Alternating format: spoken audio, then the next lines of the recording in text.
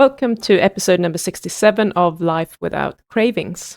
This week I have invited Dr. Sara Pugh, and I wanted to specifically talk to Sara because she is a wealth of knowledge and she understands biochemistry better than most people, and she understands how to interpret the science and apply it in many other fields than just nutrition. So today I wanted to focus on something different than nutrition because it's so easy for us to believe that nutrition is the be-all and end-all, but our health and well-being is so much more complex than just nutrition. And there are so many other things that can affect any health conditions that we may have, or if we are stuck with losing weight or unexplained insulin resistance despite being on a really good diet. So I've been picking her brain on the topic of how deuterium and Cor Thermogenesis can aid in the recovery from different illnesses and how we can help you start losing weight as well. So without further ado, here's Sara Pugh.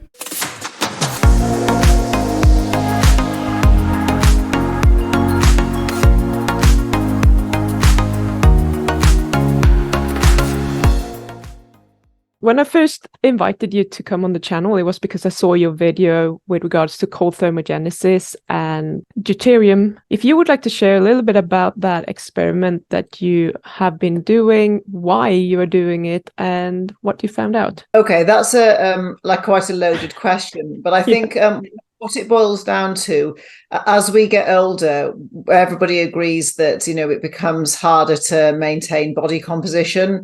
So I always want to sort of understand why.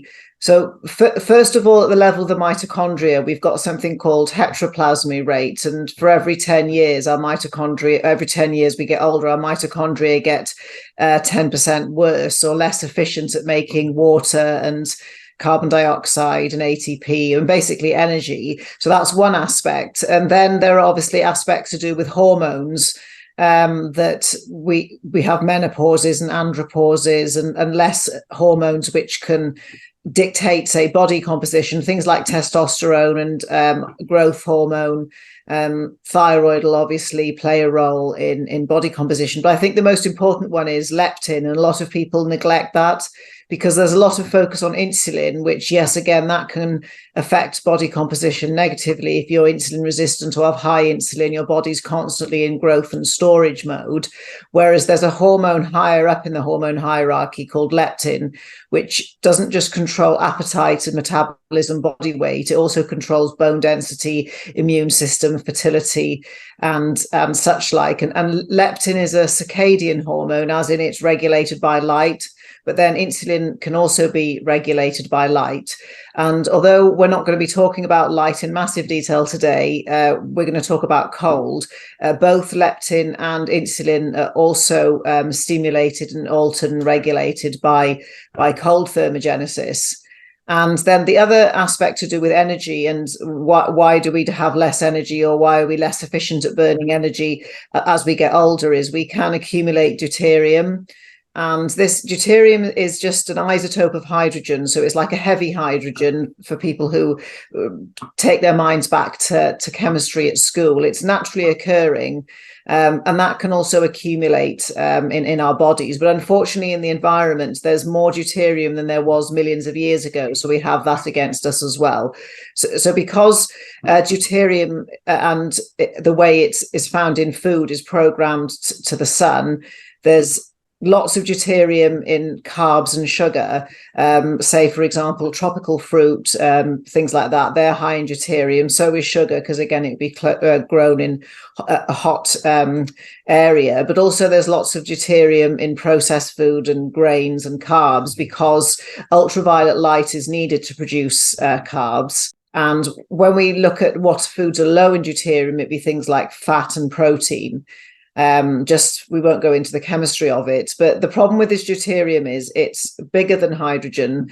And that means in our water semiconduction system, it provides only half the energy. So just in simple terms, the more deuterium you've got, the less energy you have. And just in simple language about being active or weight loss, it just means you would want to do less. But also the deuterium damages the mitochondria because it's bigger. So it goes down the ATPase, the place which makes ATP, and basically breaks it. So as soon as you've got inefficient mitochondria, you start start to become thermodynamically inefficient. And the new kind of view of obesity is not necessarily people just eating too much and not doing enough. They're actually thermodynamically inefficient. And the way physics works is if we have a thermodynamically inefficient heart, it tends to get bigger. And if we've sprained our ankle and it becomes thermodynamically inefficient, it swells up.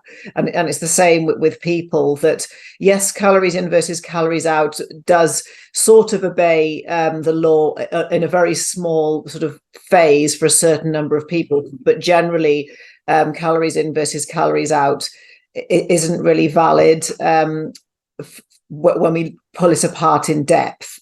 And when we get into looking at hormones and leptin resistance and cold thermogenesis, you'll maybe understand a bit more about that. So just to go back to the deuterium again, it doesn't only break the mitochondria and make them less efficient, which makes us thermodynamically less efficient. So we tend to get bigger. It can also attach itself to hormones. And because deuterium is different to hydrogen, it's got a different magnetic moment.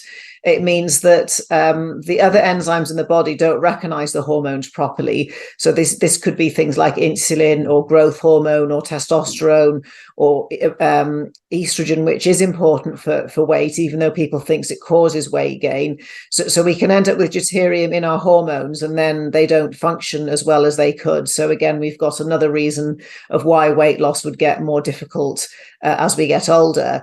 So just to sort of backtrack a little bit there, because Pim, you might want to sort of ask some questions and unpack it a bit so that the listeners can be up to speed of where we are with it before we move on. You have so much knowledge, and there's so much in like every sentence that you say that I feel like we could talk about just what you just said for 2 hours. You mentioned that there's a lot more deuterium in our environment now than there used to be. First, why is that? And secondly, wouldn't we have been adapted to actually dealing with deuterium efficiently? So it's a two-part question there. Yes. The thing is, first of all, I don't know why. Somebody might, but then the other reason we aren't so good at dealing with it is it's tied to our circadian rhythm. So if we've got a good circadian rhythm, then we're able to detox and remove not just deuterium, but other chemicals as well. Because deuterium, we can think about it as a heavy hydrogen or a heavy metal, because in the periodic table, hydrogen's in group 1, so it's technically a metal. So if you have a poor circadian rhythm, all of your body clocks, not just the organs, but also down to the actual cells, are out of sync and they're not in time. And if you don't sleep properly on top of that, then your body doesn't perform its detoxification activities properly. Then to add to that, we also live in an environment where we've got a huge amount of artificial blue light and non-native EMFs, and they play a role in keeping the deuterium in the body.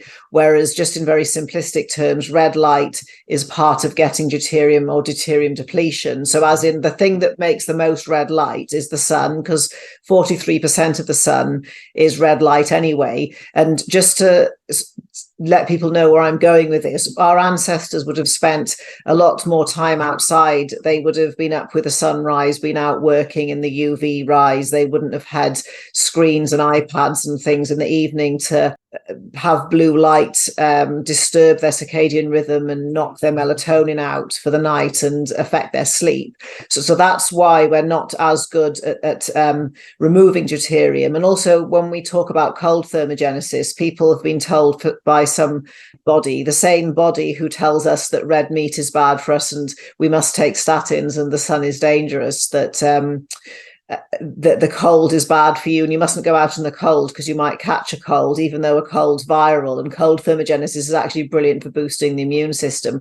So we have all these things that we do in modern life that makes us take in more deuterium, because like I said, it's in processed food, because anything made in a factory, the companies don't want to fractionate for deuterium because it's expensive to separate hydrogens and deuterium out. And as we all know, those kind of companies, supplement companies and pharmaceutical companies, are just basically there to make as much profit as possible. So they're not going to fractionate things. And also seed oils contain a lot of deuterium as well. So we've got this problem, is there's more of it that we're actually taking in. So So even if there was more in the environment and we behaved like our ancestors did and didn't make processed food, we'd probably be all right. But the problem is there's like a trifecta now. We take in more, we deplete less, and there's more of it.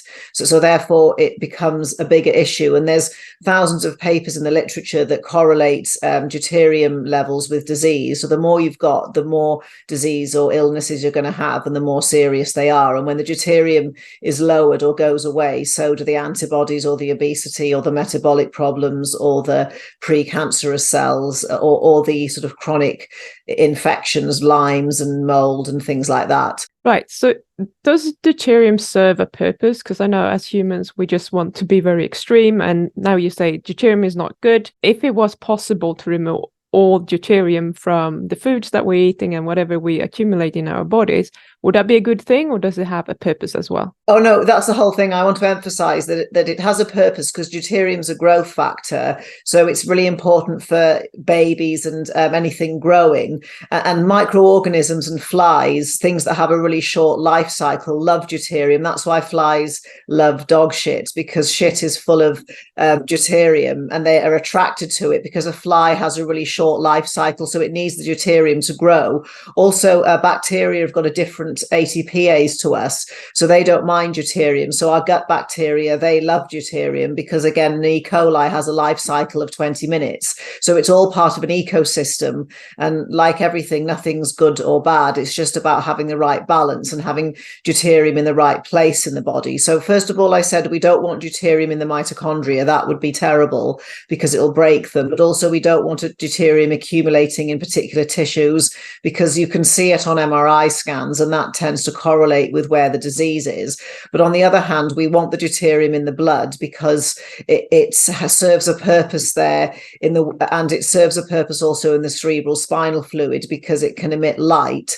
So this is part of how our blood is sort of a ferry boat for light. So deuterium plays a role there.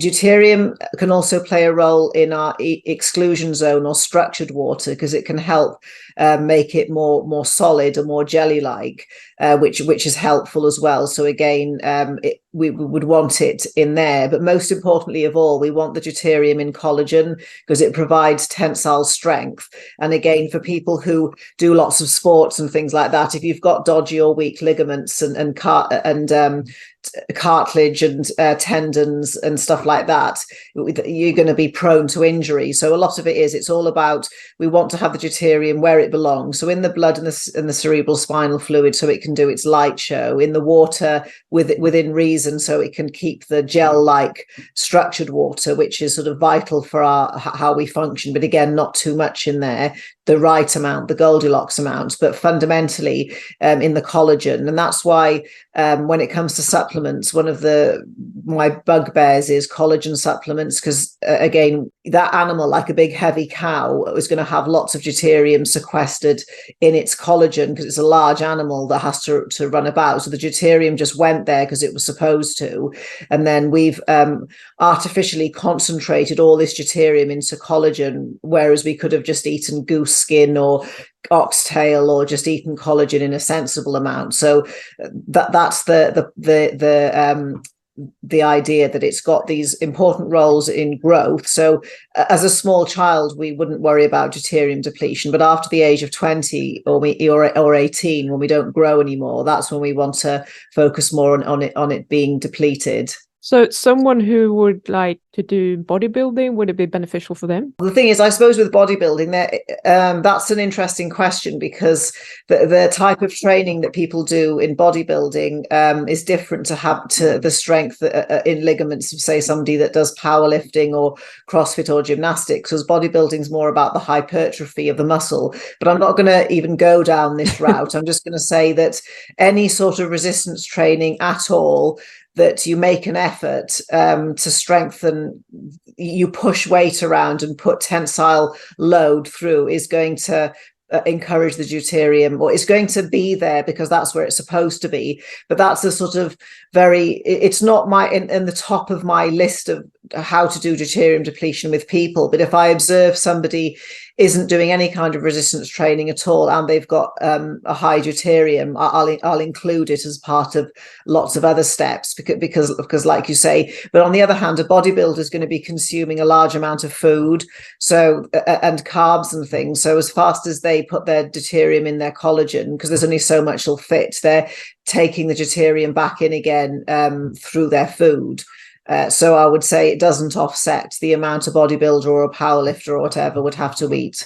But it's something that people, it's another reason why people should do resistance training, a totally different one. But like you were asking, what does deuterium do that's useful? On that account, if you're eating the amount of deuterium that you need, does it automatically go to where you want it in the blood, in the ligaments, or do you have to do something to make sure that it goes there and it doesn't go to the mitochondria or somewhere else where it's just causing damage? The thing is, in the mitochondria, there's something called the Krebs cycle, or the citric acid cycle, and that's Mother Nature's way. The reason it's so long, there's so many steps, is every step it's checking for that it's a hydrogen, not a deuterium. So before the protons from the food can get fed into the mitochondria, the whole Krebs cycle goes around, and every step it's a checkpoint to make sure that there's no deuterium, and then it's not going to be allowed in.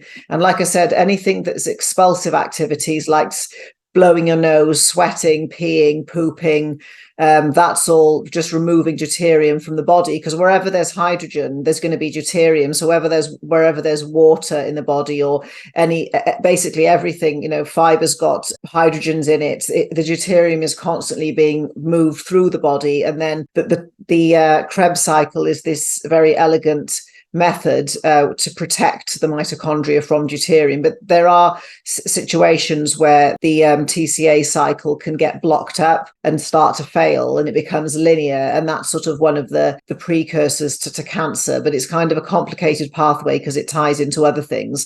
But just for people to know now, that's the reason why it takes so long for the hydrogens to get into the mitochondria, because Mother Nature's checking to make sure that there are no deuterium.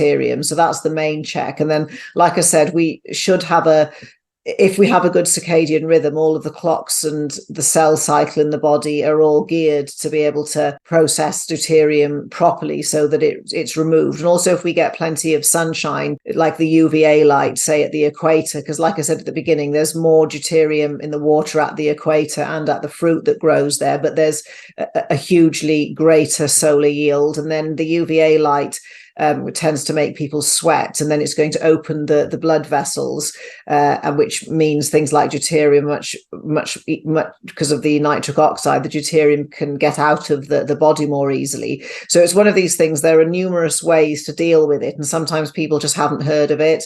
Whereas on the converse, when we talk about cold thermogenesis, that's what people in the northern latitudes have to do, because we don't have the intense heat. We don't have the UVB in the summer, but we do have the advantage. We've got less deuterium in the water because we're further away from the equator. And doing cold thermogenesis, the actual making yourself extremely cold means the mitochondria actually go crazy and kind of uncouple, make loads and loads of heat. And that's part of and they make more exclusion zone water as well, which can help exclude the deuterium. So that's how, in a simple way, that doing cold thermogenesis can also produce deuterium removal, because the mitochondria are like spinning like crazy. And also when you do cold thermogenesis, you can make heat with making ATP, so it's not inflammatory, because when you exercise you make ATP as well as heat, so it's kind of a more inflammatory way of, not there's anything wrong with exercise, that's just how the physiology is. And also the other thing about doing cold thermogenesis is deuterium can get stored in all different places, and our bodies tend to like using fat cells as storage for nasty things like toxins and plastic and all sorts. So when you do cold thermogenesis properly, it's like shouting, fire in a building to a fat cell. It just kind of opens its contents. And also fat cells can actually be destroyed by extreme cold. So you can get rid of really, really old cells that you might have had for 20 years that are being inflammatory, slowing you down, causing blood sugar disturbances, and then sort of holding deuterium as well. So the cold thermogenesis is the northern hemisphere's people's way of dealing with deuterium, where the people at the equator have got a really powerful sun to deal with their deuterium, assuming none of these people eat processed foods, because that's going to sort of put a massive spanner in the works again, because there's like a ton of it in supplements and crappy keto bars and processed food and grains. I'm so glad you mentioned crappy keto bars, etc., because the people that are watching this channel are probably most likely very low carb, keto, or carnivore. So I'm going to ask you a silly question here. Would it be better if I ate, let's say, meat that was raised in Scandinavia versus meat that was raised in South America? I think it depends if it's grass-fed or grain-fed, because grass-fed meat, the deuterium content is lower than grain-fed. So that's the issue, that generally proteins are medium, especially like things like chicken, like as in all fowl is fowl, apart from ducks and geese. So chicken and sort of leaner things are more protein, so they do have a little bit more deuterium, whereas the fat is the thing which is really low in deuterium. So ghee and butter are really low. But then when you tread into the territory of grain-fed versus grass-fed, the grass-fed meat has less deuterium than the grain-fed.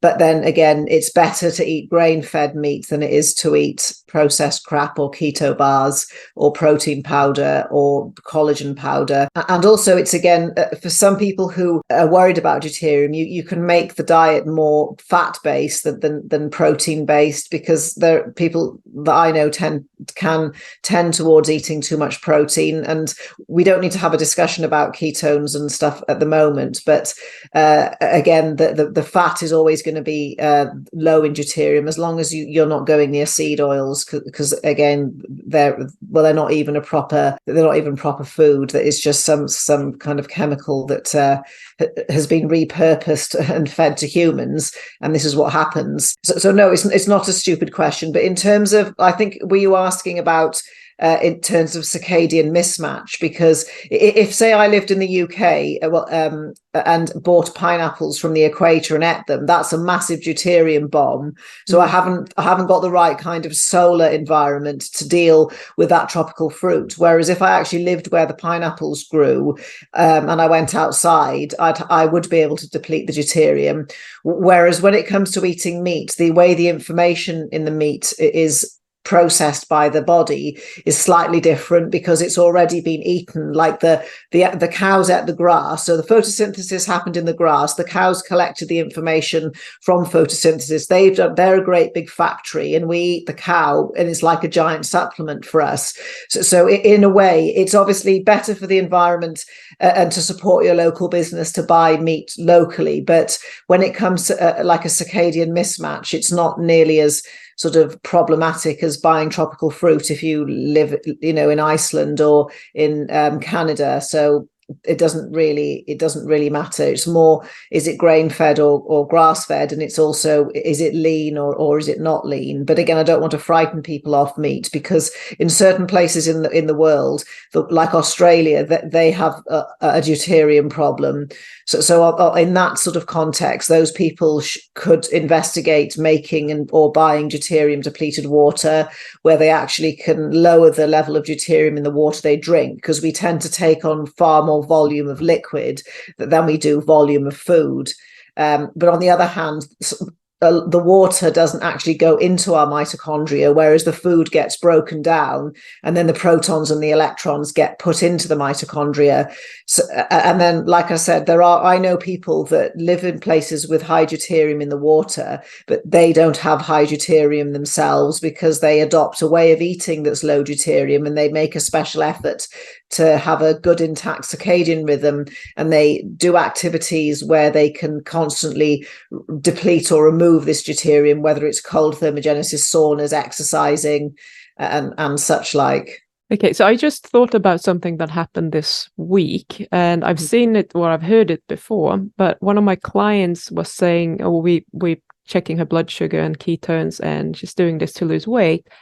and she gets a lot higher blood sugar when she's eating chicken than she does when she's eating red meat, even if she adds a lot of fat to the meal. Could this have anything to do with any of this?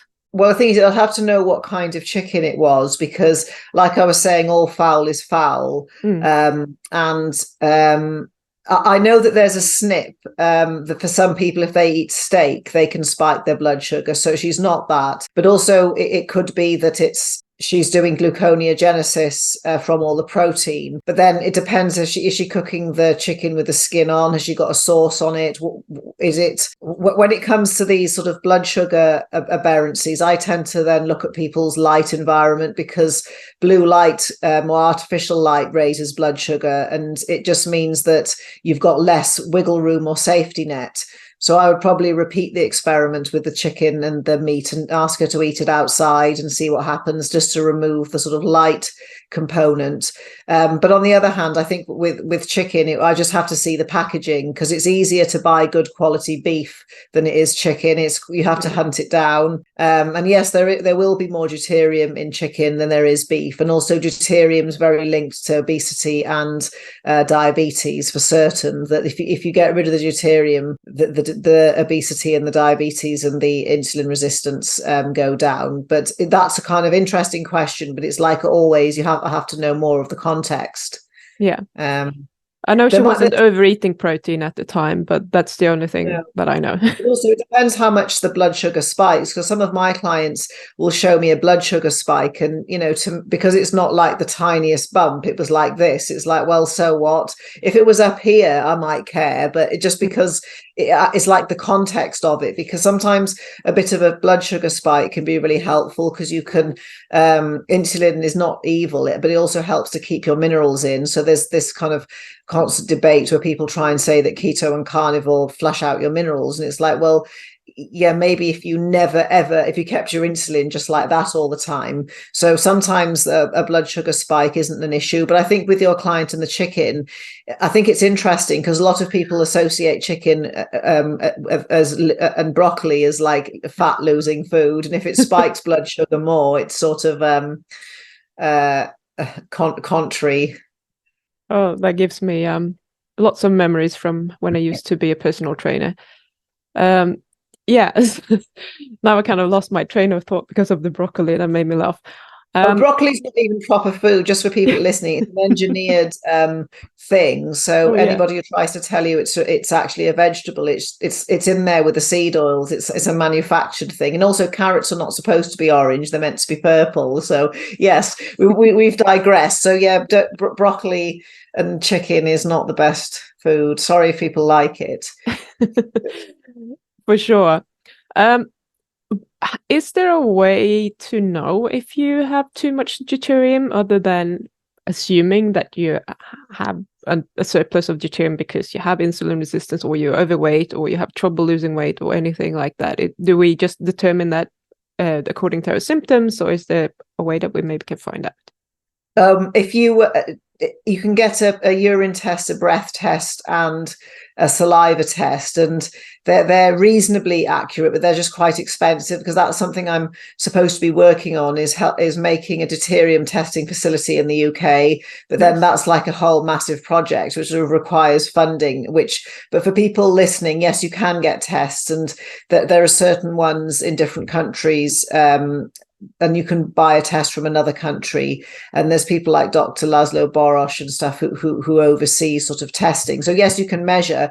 If somebody says just got obesity or sort of metabolic syndrome, but they don't have, I usually, if I've got people who've got pain, adrenal fatigue, Hashimoto's, and mold, or a collection of things, or pain, or like say 3 or 4 things, I'm going to predict that their deuterium is going to be something like 148 to maybe like 153 or something. But somebody who just struggles to lose weight, that could be something. It's more likely to be something else. It's more likely to be leptin resistance, or so sometimes it's just we could talk for 10 hours about that, because it can sometimes be people just eat too much by accident. So I would say the more problems you have, especially especially kind of health problems, or if people have had cancer, or it runs in the family, or the autoimmunes, that's when I would definitely sort of suspect it. And definitely with full-blown type 2 diabetes, because with insulin resistant, we humans become insulin resistant really quickly because we've got like the physiological response to insulin resistance. So I would say that's another cause, but I'm sure that they will have more deuterium than they should. But I would just say, like anything, if in doubt, test. But for people, if they know that they've done and eaten the things that we've talked about and not done the things to remove the deuterium, then it's most likely going to be there. Okay, so before we go to how to remove the deuterium, I want to go to the Cor Thermogenesis for a bit. You've been talking about how Cor Thermogenesis can help remove deuterium, but Cor Thermogenesis obviously has other health benefits and other ways of helping you lose weight, for example, as well. So would you just want to talk a little bit about that in general? Oh, yeah, definitely. So first of all, I'll just start off with like the simplest level that everyone can do. So with cold thermogenesis, to do it properly, I always think it's like a minimum of 30 minutes at about sort of 15 to 14 degrees C, or maybe sort of around in the low 50s Fahrenheit. But that can be massively stressful and frightening for somebody that's never done it before. So the way people would start is they can do cold face plunges, and they can be naked and just dry in the air. Because first of all, when you make your face cold and do a face plunge, you activate the mammalian diving reflex, but also you're going to produce noradrenaline and dopamine. So when it comes to losing weight, it's not necessarily just about, as we've been saying, calories in versus calories out. It's about the actual desire or the addiction or the want of food. So if you make your own dopamine and noradrenaline, because nobody likes an adrenaline high, that's not very nice. People will chase anything for a noradrenaline high. So it's a way to give yourself pleasure, that, or activate your own personal pharmacy that doesn't involve tasty food.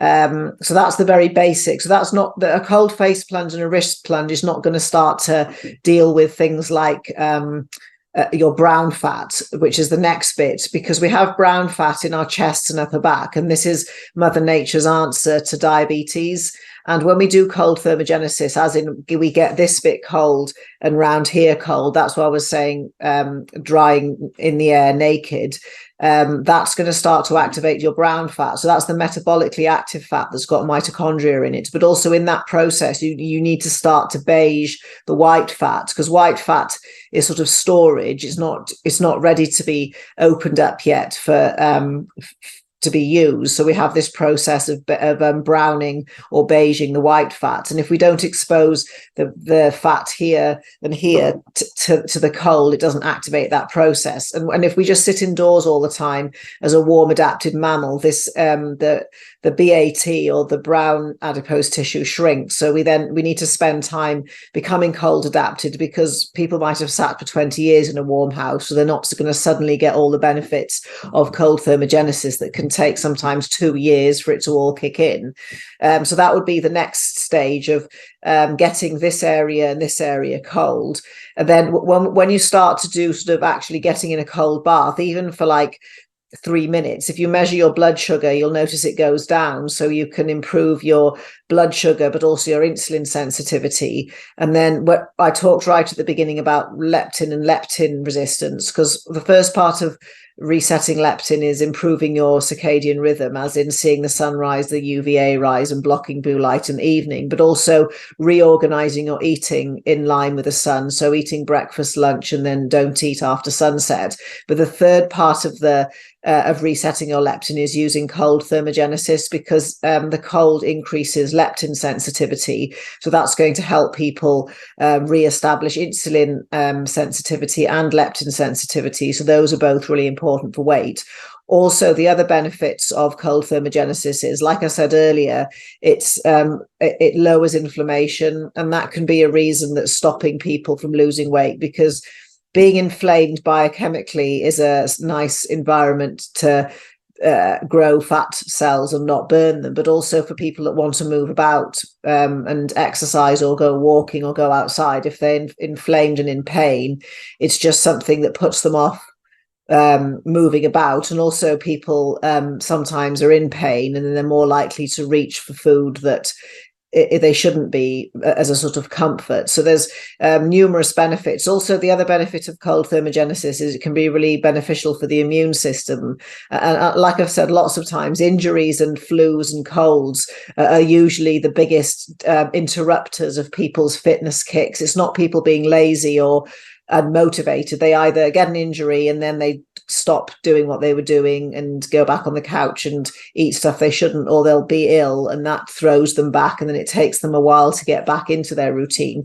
So there's numerous benefits of cold thermogenesis, other than just because, and also the other like really important part of it is if you make yourself really cold, your body's got to warm you back up. So it's going to use a lot of calories, as in the proper use of term calories, as heat. Yeah. So you're going to produce, because you can't just magic heat out of nowhere. You've got to do it yourself. And for some people who've just got a slightly sluggish thyroid, the shivering which comes later as you get cold adapted is a part of the process. And just to emphasize here, people with thyroid disease mustn't go and jump into cold plunges straight away. They've got to start right at the beginning with the cryotherapy and the cold face plunge, and don't and if you've got Hashimoto's and things like that, don't push yourself. And same with adrenal fatigue, you've got to start. But other people who've just got weight that they need to lose, or the more obese somebody is, or the more diabetic they are, as long as they're in good health, they can go straight in for the cold plunge. Because first of all, for the diabetes, it's going to activate the brown fat, which is, like I said, our answer to diabetes. Is going to make people more insulin and leptin sensitive, and is actually going to provide an environment where your body and your mitochondria have got to go absolutely crazy to make you warm again, and it can use up way more. If you do cold thermogenesis properly, it's akin to a really hard workout, and it's a bit like HIIT or sort of that style of exercise. You can continue to expend more energy after you finish doing your cold plunge, so that's why it's helpful. And also it's a way that people can boost their metabolism without thrashing about in the gym, because some people can't because of injury, and some people can't because of work, or some people just hate stuff like that. So it's just another opportunity to basically rev your mitochondria up, if that makes sense. And also when you rev your mitochondria up and they become more efficient, like I said at the beginning, the mitochondria also produce infrared, which is going to heat up, and it's going to expand your exclusion zone, and that can be really beneficial for sort of inflammation, pain. And then, like I said before, the exclusion zone, or the charge separation of water, it's going to push toxins and unwanted things out because it's excluding, and it's sort of akin to saunas. And the other aspect about cold thermogenesis is, and the same thing happens with heat, is you release cold shock and heat shock proteins. And one of the main things that these do is they organize the three-dimensional structure of other proteins. So it's like a Pilates teacher or a gym instructor going around and correcting everybody to make sure they're all doing their exercises perfectly in good form. The heat shock proteins can do that with your proteins to make sure that they are actually performing to the best of their abilities. And that's saunas as well as cold thermogenesis. The heat shocks and the cold shock proteins do that. They do other things as well, but I think it'll get sort of too confusing, and we won't have anything to say for part 2 and 3 if we carry on with the heat shocks and cold shocks. I did an experiment. This was probably now, God, I don't know, I'm getting old, maybe 6 or 7 years ago when I lived in the UK. I just decided I'm going to do a few weeks of cold thermogenesis. I think I did it 6 days per week, and I was just laying in the bath, and it wasn't that cold. It was definitely not 14, 15 degrees. It was probably, I started at 22 and then I gradually moved down a bit. But I stayed in there for at least 30 minutes every day. The amount of energy that I had was just through the roof. I wanted to go to the gym and just put on the heaviest weights every day. I wasn't sore. I wasn't tired. It was like I just recovered on steroids. But cold showers doesn't seem to do anything for me. How big is the difference between, can someone do cold showers and still get some benefits from that? Or do you have to immerse yourself or kind of work towards immersing yourself to actually get to that stage where you get the benefits from doing the Cor Thermogenesis? Okay, so it's to do with the medium in which the cold is transferred. So when you're doing cryo or a shower, the cold medium it transfers through air, and I'm pretty sure it gets transferred 10 times more efficiently through water. So first of all, the shower, it's not as efficient cold transfer. Secondly, it's more uncomfortable because it's constantly moving, so people are much more likely to get out quicker. Although it does have benefits because you can shoot it in your face, and cold is good for collagen reproduction, and you're going to hit your brown fat here. But in terms of all the other benefits, you've actually got to do full immersion and stay in there because of the way in which the cold is transferred much better through a liquid than air. But it doesn't mean showers and cryo have no value. They're a brilliant route in for selected people, or just older people, frail people, ill people, frightened people. So it has massive value, but you still need to go and get the whole body in at some point to get all the benefits. How long, because you mentioned like it will take about maybe it will take longer for some people than 2 years to get the full benefit. But if we're just looking at to start activating and maybe producing more brown adipose tissue, how long do you need to practice Cor Thermogenesis before you see any of those benefits? Oh, actually, the thing is, for the mood benefit and the energy benefit, it's pretty much instantaneous. There's like the more subtle benefits about muscles shifting into burning fat properly, like shiver. And then there's the sort of effect that athletes seek, where it's almost like having 2 hearts and 4 lungs. That's what I'm talking about the end result, or reversing leptin resistance, or losing 100 pounds. That's not going to happen in 3 weeks. But in terms of feeling better, it's going to be instant, because as soon as you get cold, your dopamine and noradrenaline factory and your oxytocin factory in your body is going to go into production, so people feel good straight away. The other thing to bear in mind is cold thermogenesis is not just deuterium depletion. It can cause detoxification of all sorts of things, and that's why some people feel shit afterwards, because they forgot to take binders, or they didn't realize it was also going to be detoxing. But it doesn't mean you mustn't do it. It just means you may have a toxin load, but people tend to know anyway. Or sometimes it can just be people get really overexcited and do too much, and it's just that their physiology is tired. So I just wanted to add in there that it has that detox thing. So 95% of people, everybody will feel something when they do it, but every now and again it's not very nice for those 2 reasons. But it doesn't mean you mustn't do it, because every single human being is supposed to be able to respond to the cold. It does depend on your mitochondrial haplotype. That uncoupled haplotypes are much more geared to the cold, because we can make heat much more efficiently than a coupled haplotype. So people with L0s or equatorial sort of ancestry struggle with cold CT, but anything that's below body temperature is cold thermogenesis. So just to note there that there are certain people that don't need to and shouldn't be doing the sort of deep CT when it's sort of below 10 degrees and below 40 degrees F. That they can get benefits sort of way further up, because like anything, if you do too much of stuff, it can backfire on you. And again, there's always nuances, and there's loads of different protocols and different ways to do it. And people keep asking me, oh, can you make me a protocol? And it's like, well, that's impossible, because there's so many variables and it depends on you. And a lot of it is about listening to your body. That's why I keep banging on to people about being more in touch with nature, because the more in touch with nature you are, the more in touch with your own biology. That's how I know instinctively what to eat and what not to eat now. And the same with cold thermogenesis and saunas and red light, that you just learn you've annoyed your biology because you're in tune with yourself, because you're in tune with nature. And cold thermogenesis is no different, that it's extremely powerful, but it's also, you need to be able to listen to and read your own body, because there are so many different types of people, and you'll have the same with your clients. There are the people who that they get a little taster of something that works for them, and they'll just go completely crazy with it, whether it's carnivore or like super carnivore that they do, or buying a massive red light panel and shining it in their head and on their body for an hour and then not being able to see, or people that go and swim in the sea CT for an hour in the middle of winter when they've never done CT before. So there's always those people, but then there are also, like, you know, with other clients, people that have been misled and think cold is bad for them, and you literally have to sort of semi-bully them into it. But it's also all about listening to your body and doing anything that you do that changes your biology or biochemistry or physiology.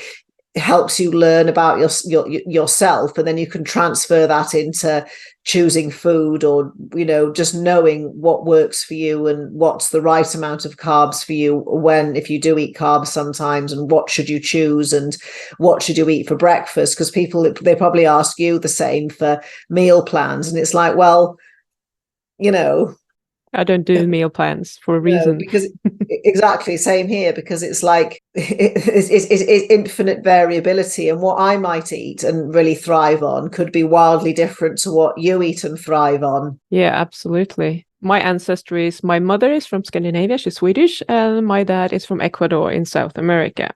So I'm kind of in the middle. I'm very heat intolerant, and I'm also very cold intolerant. I've been cold my whole life since I was a kid. There's supposedly nothing wrong with my thyroid. It's just how I've been my whole life. How do I know which type I am and what I should be doing? Oh, if you go into a 23andMe test, it's the mitochondrial DNA, and there's different letters. There's L all the way. There's L's and M's and H's and T's, and it's like a whole phylogenetic tree. So what it is, we had the L's, which started off at the equator, and then humans started to migrate further and further north. And if they didn't develop uncoupled mitochondria, they'd get killed by the cold.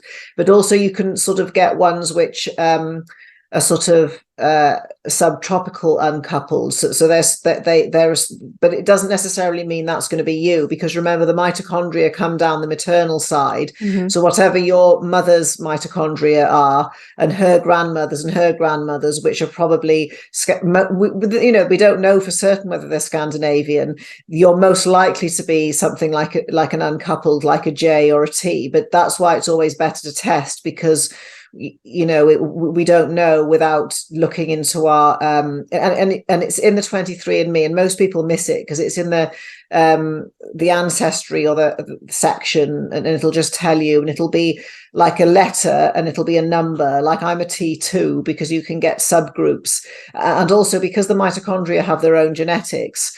You can learn other things about yourself based on your haplogroup. It's not just whether you're uncoupled or coupled, whether you know you're efficient at making energy or you're inefficient, and therefore you need to eat more calories or food to make ATP, and because you make more heat. There's a whole load of other interesting things that you can discover knowing your haplogroup as well. But the basic, the majority, lots more people are uncoupled, but I think it's because we just tend to associate more with sort of European sort of originated people, and then, you know, there's going to still be plenty of coupled people around. But I always think just test just in case, because you can have the most unexpected surprises in your hereditary sort of like family tree. I don't think it has to do with mitochondria, because my mom likes her apartment really cold, and I always go and close her windows. So that's not it. Yeah. It's probably something different. Anyhow, I just wanted to quickly ask you, like, what can we do to reduce the deuterium, or rather, like, is there a deuterium cleanse that we can get rid of the deuterium other than just what did you mention? Sunlight, Cor Thermogenesis. What else can we do?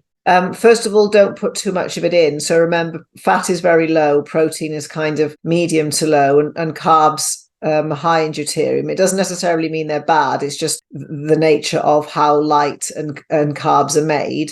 And then anything that's going to remove water from your body, because remember, wherever there's a hydrogen, there could be a deuterium, and deuterium is measured in parts per million, so 150 parts per million. So it doesn't sound like a lot of deuterium, like there's only 150 of them per a million hydrogen. So they're not like teeming with them. So sweating, saunas can help push the deuterium out. So that would just be and then again, cold thermogenesis as well. And again, it's like a balance. Don't put too much in. get what you can out, and remember that your whole body is dependent on your circadian rhythm, because that sets all of the timing and the clocks. And if you don't sleep properly, you can't really detox anything properly. And when you sleep, the melatonin repairs your mitochondria. So without, and if they're not working properly, then you're not going to have the energy or the sort of redox power to sort of move these deuterium out of the body. So it's multifaceted, and with things like detoxes and cleanses, I don't really like those words because people tend to do horrible things to themselves. But Yep. deuterium depletion is actually adopting a healthy lifestyle. You don't have to eat weird clay or stick things in orifices and eat sort of horrible food. It's just about being more vigilant about what you're doing and understanding more about how damaging cheat days, like really bad ones, or processed food is. And also, again, like I said, blue light and tech abuse, that's going to discourage the deuterium from leaving and encourage it to stay, but indirectly. So all of the ways to get rid of deuterium are actually all ways of improving your life. And you can't buy a deuterium detox powder or pill, and there's no practitioner that has got a machine that can laser it out for you for $10,000. You have to do it. But it's one of these things. That's how nature and everything works. Is I've learned that there's no such thing as a free lunch, and you can't just buy a pill for something. It's all about me investing energy and saying no to certain things and yes to others, and then generally things start to work. And also, like anything, it doesn't have to be perfect. It just has to be better than what you're doing, because some people get really obsessed with it and then they get massively upset because they had a Thanksgiving dinner or went to a birthday party and ate a deuterium containing cake. Who cares? If it's like the same with any other way of eating. If you accidentally eat a load of deuterium, it doesn't matter. You've done it. Just get over it, kind of thing. It's not poisonous per se. That's the problem. It's not like, say, if we suddenly ate a load of cyanide, we'd notice it. That's why it's a bit sneaky, because it's in the background, kind of getting in the way. So that's all I can say. Is it's just and for people who are thinking about sitting on the fence about being keto or carnivore, that I would say is the first step that they can do, because eating fat and protein means you're going to be eating less deuterium. And then if you happen to lose any weight doing keto or carnivore because you've just moved into it, remember that deuterium is going to be coming out of your fat cells as well. So that's all I can say to the fence sitters, is to give it a go, because there are certain people like Dr. Laszlo Boros who purely uses a ketogenic diet, and then there are companies that will sell you deuterium depleted water. It's expensive, but then there are some people who, once they've spent money on something, they do it 110%. And I'm like that. If I've spent $200 on something, or £200, I'm bloody well going to make every massive effort I can. So there's lots of options. And if you're going to carry on just doing nothing and eating crap, just buying the deuterium depleted water is just a waste of money. So you have to put effort in as well. And we won't go into sort of diseases and situations, because those people, it's a different and a more strict protocol. But there's plenty of things that people can do or not do. With regards to the sleep, your sleep quality, does it matter? Do you want to have more deep sleep? Is that more beneficial when it comes to deuterium depletion, or doesn't it matter? Can you just sleep 10 hours and it's going to be fine? Well, it's like different, because the thing is that the 2 hours that you sleep before midnight, that's when the growth hormone comes out and you do like the physical repair. And then it's like a more complicated topic, because you make your melatonin supply in the morning, because you make it from serotonin from UV light. So it's all to do with, you might think you slept, but you need to have sufficient melatonin to perform autophagy and apoptosis and mitochondrial repair. And then this teeters on a balance between cortisol and melatonin. So somebody might not have very good melatonin, but they might not have very much cortisol either. So they go to sleep and stay asleep, but the actual amount of melatonin that they had to perform these functions was sort of suboptimal. And if people are on screens and in bright light all evening and then go to sleep, they will have destroyed quite a lot of their melatonin and some photoreceptors and some retinol as well, which is sort of all tied into this too. So yes, and then also the whole REM sleep, that's sort of later on in the night, and that tends to be more sort of processing sort of emotional events you couldn't process in the day. But even old wives' tales will always say that the first half of the sleep is the more important than the second half. So that thing that the 2 hours before midnight, that's the really sort of critical or more important aspect. And then for people that sometimes wake up, say 3 or 4 a.m. and they go crazy, at least they've got the better half. And also with these sleep devices to measure, I've meditated and I don't wear the Oura Ring anymore, but I've meditated and it told me I had deep sleep. And, you'd think, I think there's a new Oura Ring out now, whether it's more accurate or not, but I haven't got a problem with Oura Rings. They're really helpful because it makes people make an effort to improve their sleep. Yeah, absolutely. Well, thank you so much. And I really would love to have you back and discuss this in more detail, and maybe the hot and cold and the heat and cold shock proteins and all of the nitty gritty, if you don't mind. That would be awesome. That would be lovely. It's always a pleasure to speak to you. Thank you so much. Okay. Thank you.